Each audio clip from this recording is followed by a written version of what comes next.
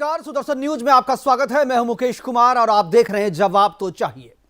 लालकोट, जिसे दुनिया लाल किले के नाम से जानती है, उस लालकोट का गुनहगार, लालकोट पर तिरंगे का अपमान करने वाला उसका गुनहगार दीप सिद्धू की सड़क हादसे में मौत हो गई है। दीप सिद्धू की मौत के बाद सवाल भी उठने शुरू हो गए हैं कि दीप सिद्धू की मौत हत्या है या हादसा।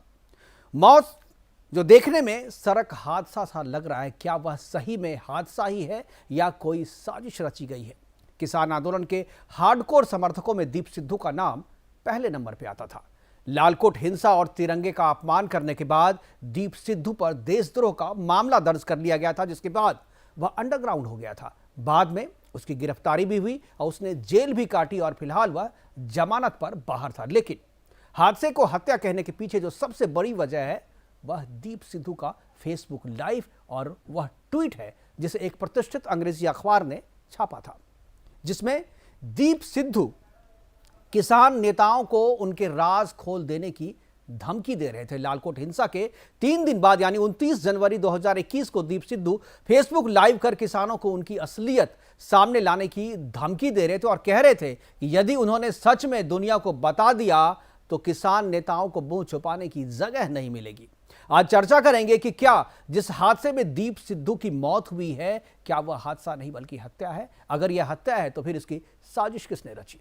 क्या किसान नेताओं की आंखों में दीप सिद्धू चुभने लगे थे? और सबसे अहम कि दीप सिद्धू किसान नेताओं के कौन से ऐसे राज खोल देने की धमकी दे रहा था? और दीप सिद्धू का शव जब उनके घर पहुंचा तो खालिस्तान जिंदाबाद के नारे किसने लगाए, क्यों लगाए? इसी पे करेंगे चर्चा। और चर्चा के लिए हमारे साथ होंगे पूरे मामले पर करीब से नजर रखने वाले सरदार रवि रंजन, किसान नेता शिवराज सिंह और आईपीएस, पूर्व आईपीएस वेद भूषण जी। उनसे बात करेंगे। सबसे पहले आपको दिखाते हैं हादसे की कुछ तस्वीर, उसके बाद हादसे के बाद वहां के जो एसएचओ हैं उन्होंने जो कहा वो भी आपको सुनाएंगे। ये जो देख रहे हैं ये तस्वीर में रीना राय थी और ये एसयूवी है जिसपे दीप सिद्धू सवार था और जाकर के सीधा पीछे से जो 16 चक्के वाला जो ट्रक होता है उस पर, और ये उनकी गाड़ी है जिसमें कि शराब की बोतलें मिली हैं। शराब की बोतल भी आप देख सकते हैं। हालांकि जो वक्त था वो 9:30 बजे का वक्त था और वो कोई ऐसा नहीं था। और जिस तरीके की दीप सिद्धू की लाइफस्टाइल थी वो शराब उनकी लाइफस्टाइल में शामिल थी और ऐसा नहीं कहा जा सकता कि शराब पीकर के उन्होंने नियंत्रण खो दिया होगा, क्योंकि इस तरीके से वो गाड़ी चलाने के आदी थे और इस तरीके का ऑफेंड वो करते रहते थे।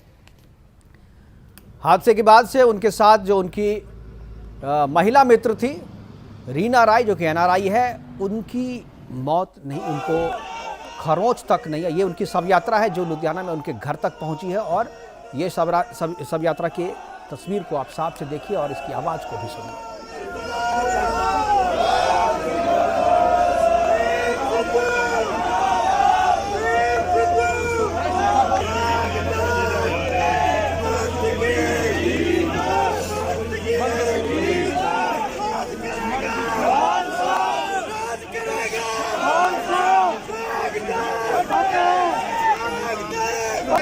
ट्राला खड़ा नहीं हुआ था, वो भी अपनी तरफ जा रहा था, उसने ब्रेक ले लिए और पीछे से जो गाड़ी आई थी इनकी स्कॉर्पियो, उसके ब्रेक नहीं लग पाए, इसलिए तो अभी हमारी तफ्तीश चल रही है। एसपी साहब भी अभी मौके पे गए हुए हैं, एसएचओ साहब भी यही हैं, तफ्तीश चल रही है। घायल महिला को खरखोदा हॉस्पिटल में थे जब हमारे को मिले थे, तो उसके बाद उन्होंने रेफर कर दिया था। वो उन्होंने उसको कहाँ एडमिट करवाया है वो अभी मुझे जाना। वो उन्होंने बता दिया था कि वो जा रहे थे और ट्राला से एकदम से उसने ब्रेक लिया और एक्सीडेंट हो गया। हाँ, वो आइडेंटिटी लोकेट कर रहे हैं जिसका हमने नंबर ले लिया है साइबर सेल से और अभी जल्द हमारी टीम में भी गई हुई है।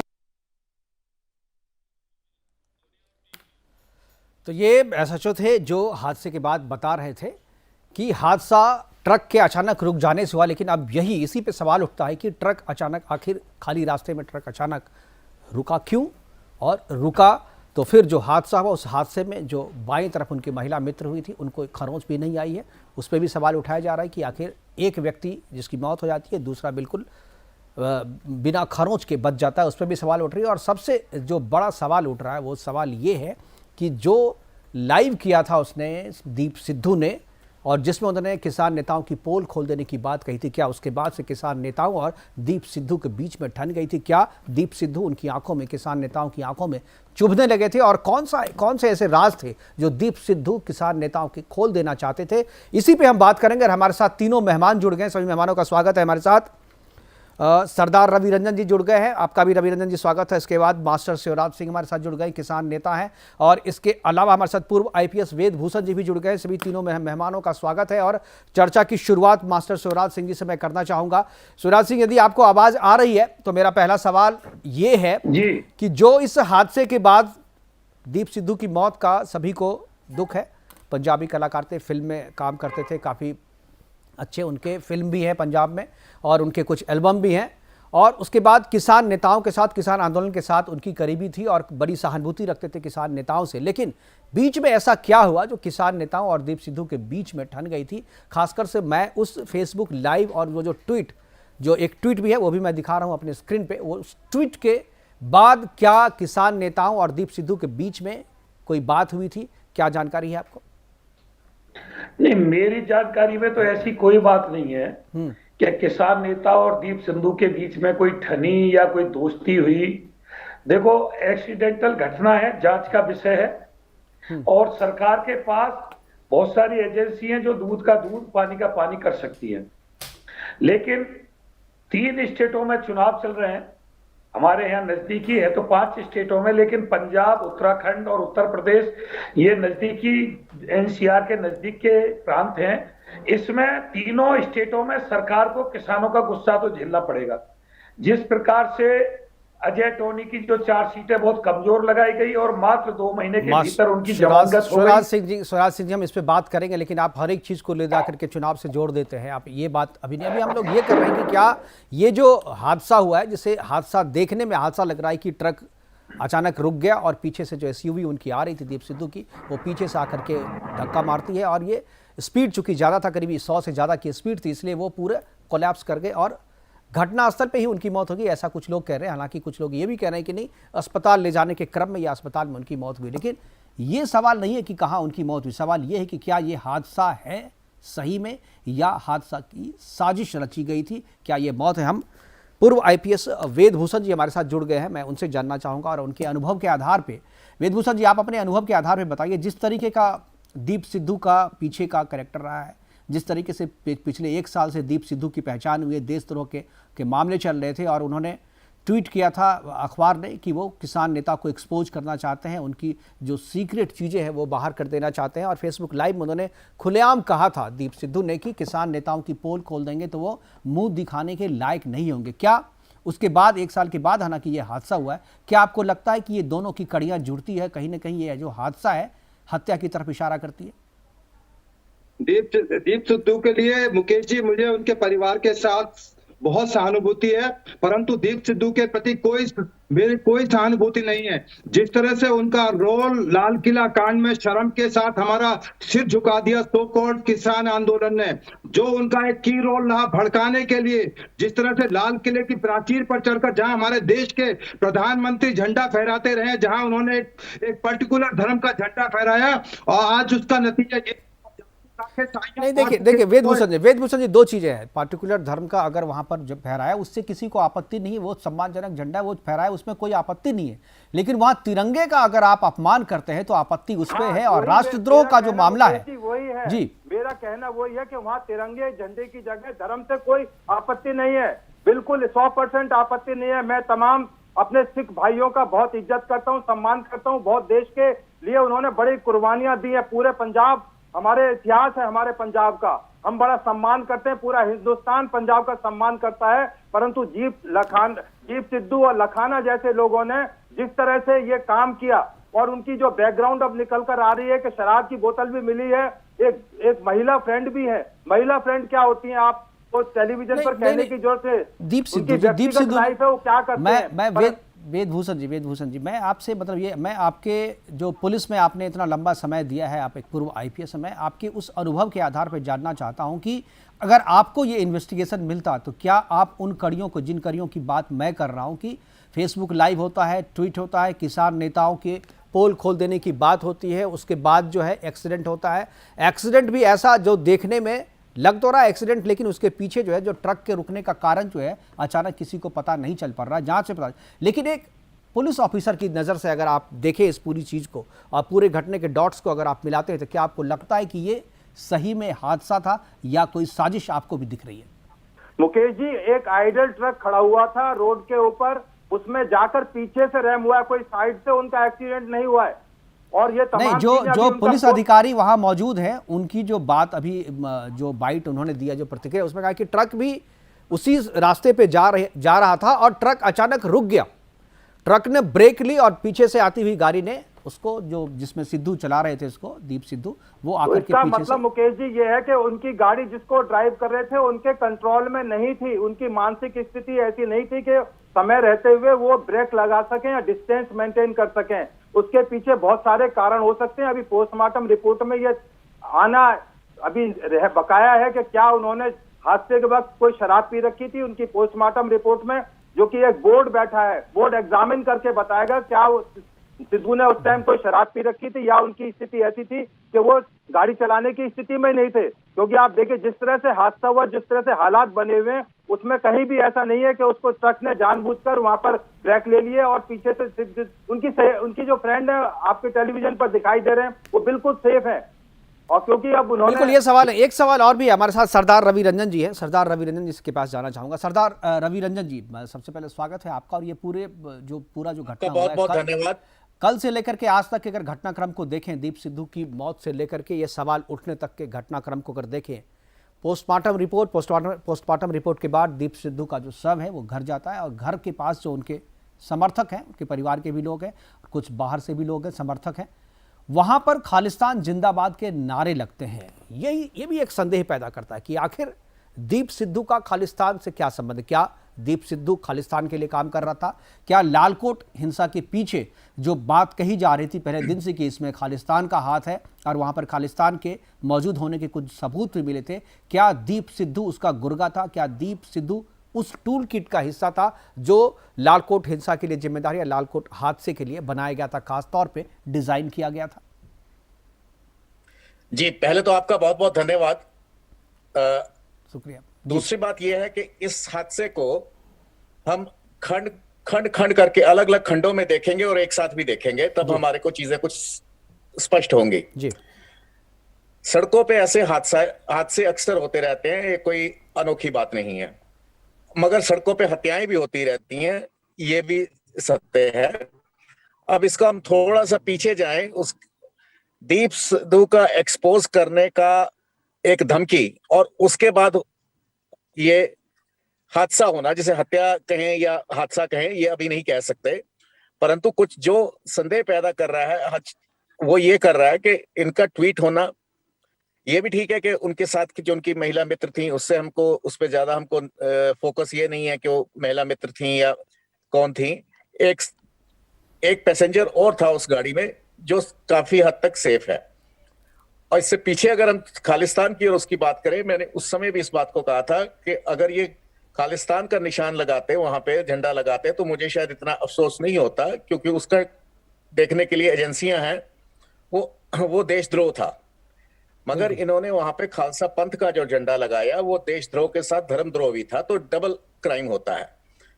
उस चीज को जब हम इससे जोड़ के देखते हैं तो उनका ये, हालांकि निशान साहब लाल किले पे पहले भी लगा है, एक ऐसी बात नहीं है, 5 बार। बिल्कुल बिल्कुल, निशान साहब को पहले भी लाल किले पे लगाया गया है। जी जी जी जी। और उस निशान साहब का जो लगाना था, वो मुगलों के खिलाफ हम संघर्ष कर रहे थे और मुगलों का झंडा उतार के लगाना, एक पे ऊपर मेरे को गर्व है।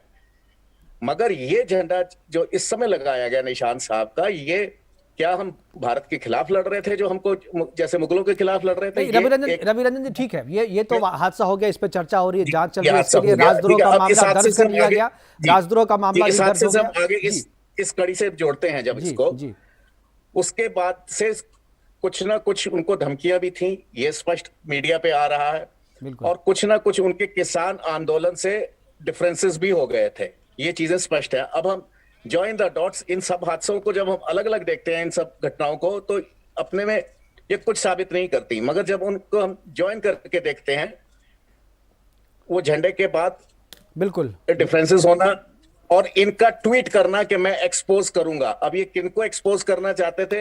एक वो अंग्रेजी में कहते हैं ना, मैन हू न्यू टू मच, एक आदमी जो बहुत ज्यादा जानता है, बहुत कुछ जानता है। कुछ जानना कई बार आपकी जान के लिए खतरा होता है। बहुत सारी चीजें हैं जो अलग अलग देखने पे तो लगता है कि ये पूरा मामला जो है एक हादसा है, लेकिन अगर उन कड़ियों को जोड़ते हैं तो ये इशारा करती है एक साजिश की तरफ, एक हत्या की तरफ। जी, एक दीप सिद्धू बहुत कुछ जानते थे जी, और दूसरा मुर्दे बोलते नहीं है जी। ये दो कड़ियां भी जब हम लगाते हैं, ठीक है, वो जीप में हो सकता है कि वो अपनी जो उनकी गाड़ी थी वो शराब पी के भी चला रहे हो, मगर शराब पी के चलाने वाला ये क्राइम होता है, मगर हर शराब पीने वाली गाड़ी का एक्सीडेंट नहीं होता, नंबर एक। नंबर दो, शराब पी हो या ना पी हो, अगर आप हाईवे पे जिस स्पीड पे चलते हैं और आगे एक बहुत बड़ा व्हीकल है आपसे कई गुना बड़ा, वो अचानक अगर ब्रेक लगाता है तो आप पूरे होशो हवास में भी हैं, तब भी आपको समय नहीं मिलता कि आप अपने को संभाल सकें। तो इस समय ये तो उनकी जब रिपोर्ट्स आएंगी, अगर पी थी तो कितनी पी थी और कितना वो होश संभालने के उसमें थे, मगर उससे पहले जो देखा ऐसा कोई निशान, कोई स्किड करी हो, कोई कुछ हो, ऐसा ये पुलिस इन्वेस्टिगेशन में पता लगेगा। मान लीजिए एक दो जगह पहले उनकी स्किड हुई, इधर हुई उधर हुई, वो गाड़ियों के टायर्स के निशान, ये वो सब चीजें वो बताएंगी, उन्होंने ब्रेक लगाने की कोशिश करी या नहीं करी। पर ये स्पष्ट है, ये तो इन्वेस्टिगेशन का मामला है, मगर इन कड़ियों को जोड़ने से कुछ ना कुछ वो किसको एक्सपोज करना चाहते थे, किसान नेता को करना चाहते थे या उनके पीछे कोई और लोगों को करना चाहते थे। यही बात यहाँ पे आके होती है कि मुर्दे बोलते नहीं है। अब दीप सिद्धू जानते थे या नहीं जानते थे, उसका अब कोई महत्व नहीं रह गया, पर ये डेफिनेटली ये एक इशारा जरूर कर रहा है कि ये जो मैं अगर अपने नजरिए से देखूं तो ये मुझे हादसा कम और हत्या ज्यादा दिखती है मेरे विवेक के अनुसार।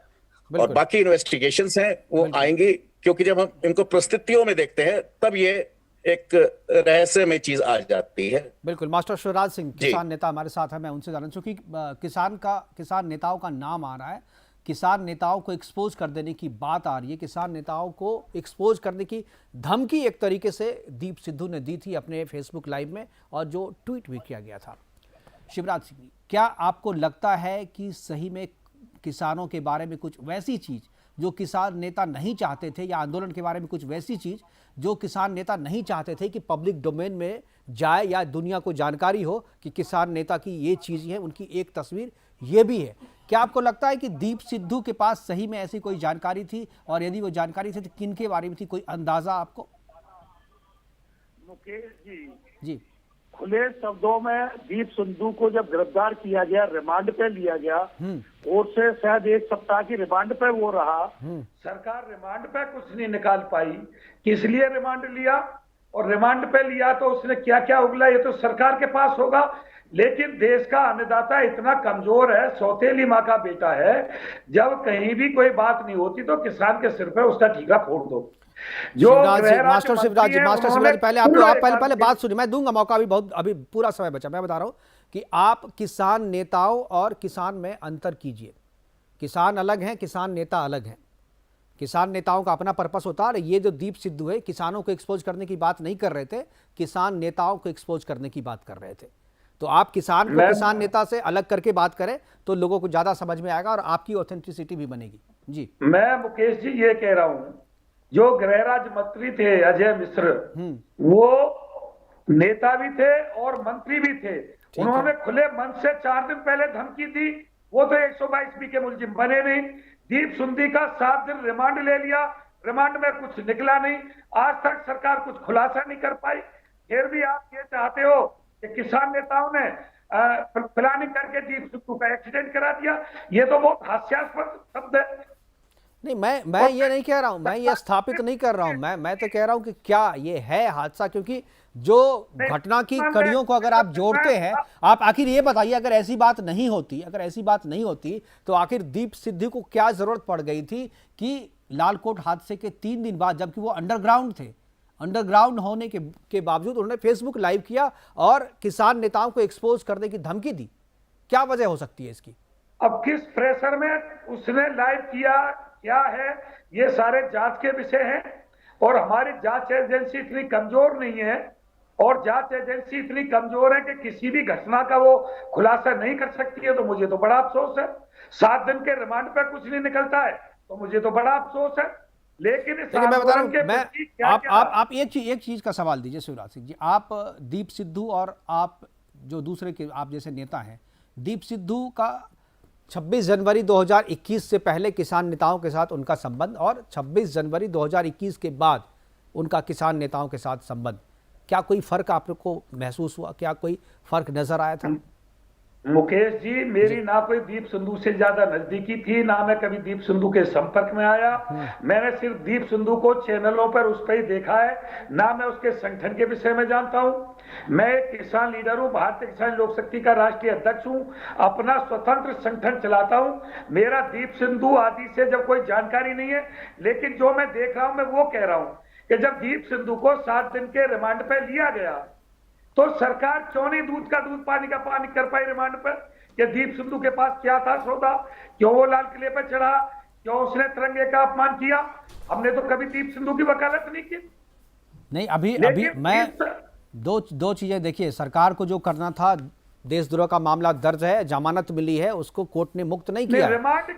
मामला चल रहा है, रिमांड में जो भी चार्जशीट है वो चार्जशीट सरकार ने कोर्ट के सामने दिया, और जो प्रोसेस है, जो कानून का जो प्रोसेस है, उस प्रोसेस के आधार पे उन्हें जमानत मिली हुई थी। इस पे कोई बहस भी नहीं हो रही है, और इस पे जो बात है वो तो निकल करके सामने आ जाएगी। लेकिन दो जो चीजें हैं जो मैंने बताई, एक तो आपने जवाब दिया कि कोई संबंध की जानकारी आपके पास नहीं है, लेकिन एक जो खालिस्तान का नाम इसमें आ रहा है कि खालिस्तान की क्या भूमिका है, क्यों दीप सिद्धू के घर के बाहर जो है खालिस्तान जिंदाबाद के नारे लगे, और जो किसान आंदोलन जो हुआ था, जो 26 जनवरी की घटना, लालकोट वाली घटना थी, वहां भी खालिस्तानियों का प्रेजेंस था, वहां पर खालिस्तानी मौजूद थे और वहां भी खालिस्तान के नारे लगे थे, झंडे उठाए गए थे, और वो सबने देखा था, आपने भी देखा था। नहीं, मैं ये कह रहा हूं जी, ना तो हमने दीप सिंधु की उस दिन वकालत की थी, ना मैं आज वकालत कर रहा हूं। और खालिस्तान का जो मुद्दा था वो तो इंदिरा गांधी जी के समय पर ही खत्म हो गया। कहीं देश में खालिस्तान का कहीं कोई मामला नहीं है, और ना देश में कहीं खालिस्तान बन रहा है। कोई एक दो कहीं कोई सिरफिरा होगा, मुझे तो नहीं लग रहा कि देश में कहीं कोई अलग टुकड़े होंगे या शिवराज सिंह, इस पूरे किसान आंदोलन को जो करीब 1 साल से ज़्यादा लंबे समय तक चला, उस पूरे किसान आंदोलन के पीछे खालिस्तान के होने का आरोप भी लगे, और बहुत सारे ऐसे सबूत भी दिए, वो भी तो जांच का विषय है ना। तो आप सीधे तौर पे कैसे कह सकते हैं कि आप जो बैठे सिद्धू बॉर्डर पे? जी, मैंने तो वो भी देखे जो भाजपा के जिला उपाध्यक्ष थे, वो पाकिस्तान के नारे लगा रहे थे, और जब पकड़ा गया तो भाजपा का कार्यकर्ता निकला। हाँ, तो उस पे कार्रवाई हो रही है ना, तो उस पे कानून के हिसाब से कार्रवाई हो रही है। कोई किसी भी पार्टी में होने से किसी को कानून से मुक्ति नहीं मिल जाती। वो बदनाम करने के लिए कितने कितने षड्यंत्र रचे गए।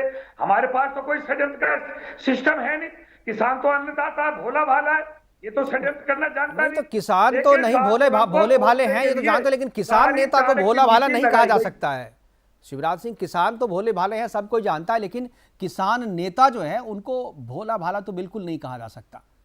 मैं जो अपना जो एक्सपीरियंस है, तो आज आप किसान के नेता हैं, कल आप संसद में चले जाएंगे, कल आप परसों मंत्री बन जाएंगे, एक विधायक बन जाएंगे, आप बोलेंगे मैं तो भोला भाला किसान हूं। तो आप किसान नहीं है, आप नेता हैं। किसान और नेता को अलग अलग करना होगा, और तभी देख करके पूरी चीजों को आप देखेंगे तो चीजें साफ होंगी। हमारे देश का दुर्भाग्य है कि जो किसान के साथ खड़ा होता है उसी को किसान से अलग कर देते हो।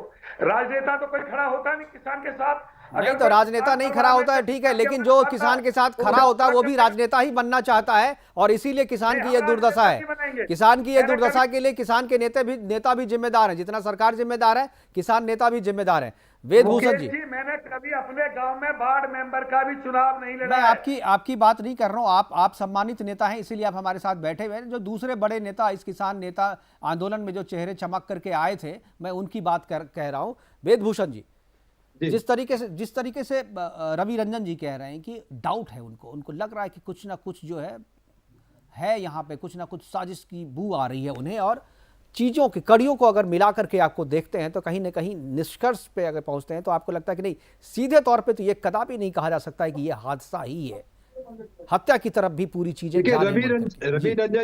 रंजन जी ने जो एनालिसिस दिया है, तटस्थ होकर दिया है, न्यूट्रल होकर, और बहुत ही मैं अप्रिशिएट करता हूं जिस तरह से उन्होंने अपनी तमाम बातों को रखा है। परंतु उसमें आखिर में जो उन्होंने शंका जाहिर करी है वो हत्या की जाहिर की है। और शिवराज सिंह जी का जहां तक कहना है कि जो उनके खिलाफ चार्जशीट कोर्ट में पड़ी हुई है, शायद शिवराज सिंह जी ने ना तो चार्जशीट पड़ी होगी, ना उनका डिस्क्लोजर स्टेटमेंट, ना वो टीवी अखबार में प्रेस के अंदर चार्जशीट की कॉपी कभी पब्लिक डोमेन में लाई जाती। तो शिवराज सिंह थोड़ा धैर्य कीजिए, वो मुकदमा अपनी जगह इन्वेस्टिगेशन है, कि आपको इन्वेस्टिगेशन, मुझे भी नहीं पता उनके डिस्क्लोजर के अंदर क्या है, क्योंकि वो अदालत से जुड़ा हुआ मामला है। जहां तक इस केस का संबंध है, आप थोड़ा इंतजार कीजिए, ज्यादा लंबा नहीं, 2-3 दिन के अंदर सब कुछ क्लियर हो जाएगा। इसका सबसे बड़ा कारण ये है कि इसका एक चश्मदीद गवाह जिंदा है, जो तमाम चीजों को बताएगी। रीना रॉय जो उनकी फ्रेंड है कि हादसा किस तरह हुआ, कौन इसके जिम्मेदार है, ये तो बिल्कुल एकदम क्लियर कट। लेकिन वेदभूषण जी मेरी जो देखिए मैंने भी केवल एक एक्सीडेंट को दिखाते हैं,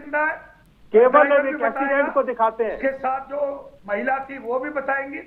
हाँ, वही तो एविडेंस नहीं, यही तो बात है। मैं इसी पे सवाल उठा रहा हूँ। मैं वेदभूषण जी, शिवराज सिंह जी और सरदार रवि रंजन जी, मैं तीनों से यही सवाल उठा रहा हूँ कि क्या तुरंत जो है हादसे में रीना रॉय का बच जाना, हादसे का तुरंत एक चश्मदीद मिल जाना और फिर उसके बयान के आधार पे इस केस को बंद करने की कोशिश होना, यही तो साजिश की बू है। बहुत सारे ऐसे हादसे हो जाते हैं जहां पर कोई चश्मदीद नहीं मिलता, जहां बगल में जो अभी तक जो चीजें आ रही हैं पब्लिक डोमेन में आई हैं, एविडेंसेस जो आए हैं वो क्लियर बताते हैं ये केवल एक एक्सीडेंट था। अब वो उन्होंने बैट लगा रखी थी, नहीं लगा रखी। देखिए, ये कोई सामान्य दीप सिद्धू की मौत हुई है, उस दीप सिद्धू की मौत हुई जिस पर राष्ट्रद्रोह का मामला चल रहा था, उस दीप सिद्धू की मौत हुई है जिसने 1 साल पहले यानी इस लालकोट के हादसे के जस्ट 3 दिन बाद 29 जनवरी 2021 को किसान नेताओं को एक्सपोज कर देने की बात करी थी। उसके बाद किसान नेताओं और दीप सिद्धू के बीच में अनबन चल रही थी और इसी बीच ये सड़क हादसा होता है और इसे उसकी मौत होती है दीप सिद्धू की, और इसे हादसा दिखाने के लिए तत्काल सारे सबूत एक साथ खड़े हो जाते हैं, तुरंत पे वहां चश्मदीद भी आ जाता है। जी, मैं सिर्फ एक वाक्य बोलना चाहूंगा जी कि जब भी सिखों का या किसानों का हुआ आंदोलन, जी, उसके में मेरिट्स ऑफ द केस पे नहीं जा रहा, उनकी डिमांड ठीक थी या गलत थी उस पे नहीं बोल रहा जी, परंतु इन आंदोलनों के अंदर ऐसे लोग घुस जाते हैं जिनका किसानी से या सिक्खी से कोई मतलब नहीं होता। बिल्कुल। तो जब हम किसान नेताओं की बात कर रहे हैं तो मैं सिर्फ केवल किसान नेताओं की बात नहीं कर रहा कि मेरी शक उधर जा रहा है, मेरा शक तो सरहद पार भी जा रहा है। बिल्कुल, क्योंकि बहुत सारी चीजें यहाँ पे रिमोट कहीं और होता है और आगे किसी और को रखा जाता है।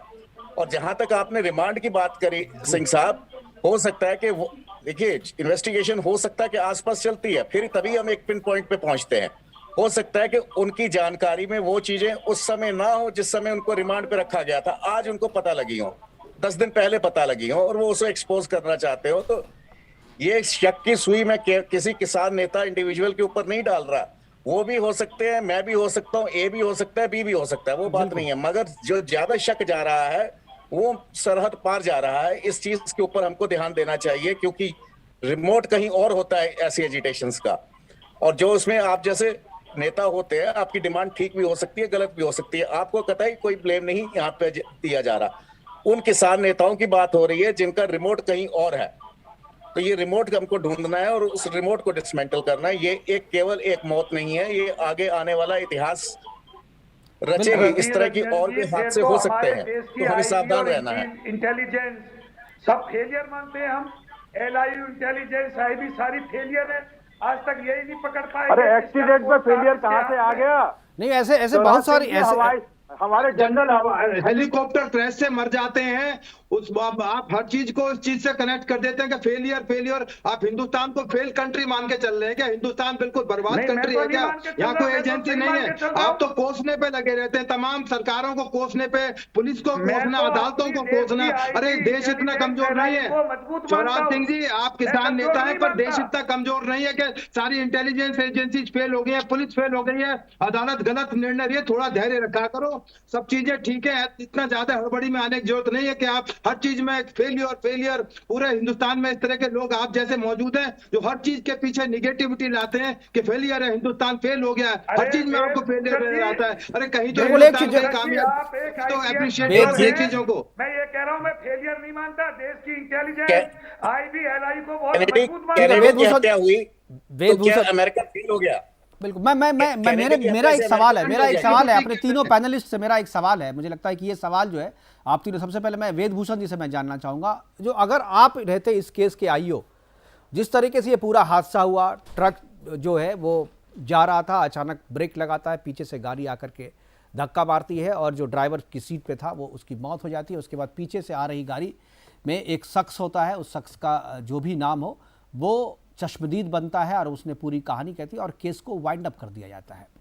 क्या दीप सिद्धू के मामले में इसी तरीके से वाइंड अप कर देना चाहिए केस को, एक हादसा मान के, या नहीं? मेरा सवाल कुछ और है। अगर आप IO होते तो आपको यह भी पता है कि फेसबुक लाइव के बाद जो है किसान नेताओं के साथ दीप सिद्धू की नहीं बन रही थी, अनबन थी।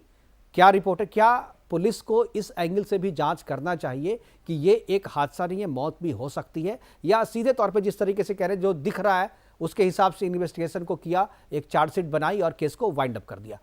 मुकेश जी, अभी तो मेरा कहना, अभी तो इन्वेस्टिगेशन शुरू हुई है, अभी इसमें मैकेनिकल इंस्पेक्शन होगा। ट्रक वाकई में खराब हो गया, जानबूझ के उसमें ब्रेक लगाए गए क्या? जो दीप सिद्धू जिस गाड़ी को चला रहे थे उसमें गाड़ी के ब्रेक प्रॉपर थे या टाइमली रहते हुए नहीं हो पाए? स्किड मार्क वहां पर प्रॉपर थे या नहीं थे? अभी तो इन्वेस्टिगेशन की शुरुआत हुई है। पहले तो ये एस्टेब्लिश हो क्या ये हादसा था या उनका जानबूझ के एक मर्डर किया गया, एक सुनियोजित प्रोग्राम था। उसके बाद यदि एस्टेब्लिश होता है कि एक्सीडेंटल नहीं था, ये अदरवाइज कुछ था, तब उसकी इन्वेस्टिगेशन की जाएगी कि उसके पीछे क्या कारण रहे, कौन लोग रहे। ये जो रहस्यमयी लड़की है जिसके बारे में अभी आपको और मुझे भी बहुत कम जानकारी है। नहीं, ये रहस्यमय लड़की रीना राय NRI फ्रेंड है, और जब ये अंडरग्राउंड था तो इसको बाहर और छुपाने का जो आरोप है रीना राय पे ही था। इनकी पुरानी दोस्त है और उससे उस पे कोई दिक्कत नहीं है। वही तो, वो तमाम चीजें निकल के आएंगी। अभी तमाम जो इन्वेस्टिगेशन है अभी शुरुआत है, इतनी जल्दी ना पहुंचा जाए। बोर्ड बैठा है, बोर्ड अपनी एक रिपोर्ट देगा, उनके पेट का जो विसरा है उसमें पता लगेगा क्या उन्होंने खाया, क्या उनको जहर दिया गया, क्या उनको शराब पी गई, कितनी क्वांटिटी में उन्होंने शराब पी। तो अभी तो शुरुआत हुई है, अभी कोई जल्दी से इतना वाइंड अप नहीं कर सकते इस केस को। इसमें इसकी कड़ियां अभी जुड़ेंगी, दूर तक जाएगी, थोड़ा इंतजार करने की जरूरत है। बिल्कुल बिल्कुल, हमारा समय की कमी है, प्रोग्राम को खत्म करने का वक्त हो चला है। शिवराज सिंह जी, आपकी कमेंट, क्या किसानों की छवि, क्या किसानों पे एक दाग, किसान नेताओं पे दीप सिद्धू की मौत से कोई लगता है कि कोई दाग लगा है? मैं तो जब तक इन्वेस्टिगेशन साफ नहीं हो जाती है, अगर किसी ने जानबूझ के हत्या की है तो मैं उसका समर्थक नहीं हूं, उसके खिलाफ कार्रवाई होनी चाहिए। और एक्सीडेंटल घटना है तो ये जांच का विषय है, जो जांच में आएगा उसके बाद बात होगी। इसमें जल्दबाजी में मैं वेदभूषण जी से सहमत हूं, कुछ भी कहना उचित नहीं है। जी, रवि रंजन जी।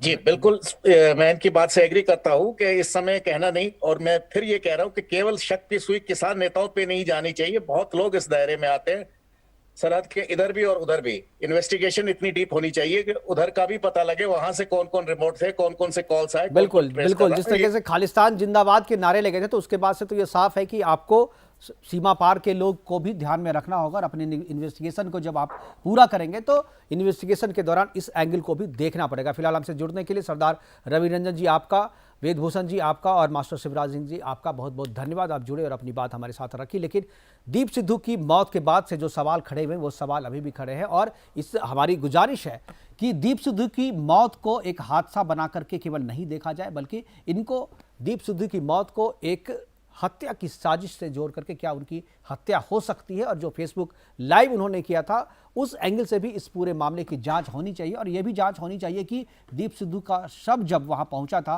तो वहां पर खालिस्तान जिंदाबाद का नारा लगाने वाले कौन से लोग थे और क्या उनका इस हादसे से कोई संबंध है। तो बहुत सारी ऐसी चीज़ें हैं, बहुत सारे ऐसे सवाल हैं जिनका जवाब जो है एजेंसियों को देना पड़ेगा, जो इस मौत की जांच कर रहे हैं। फिलहाल अभी के लिए इतना ही, दीजिए इजाज़त, नमस्कार।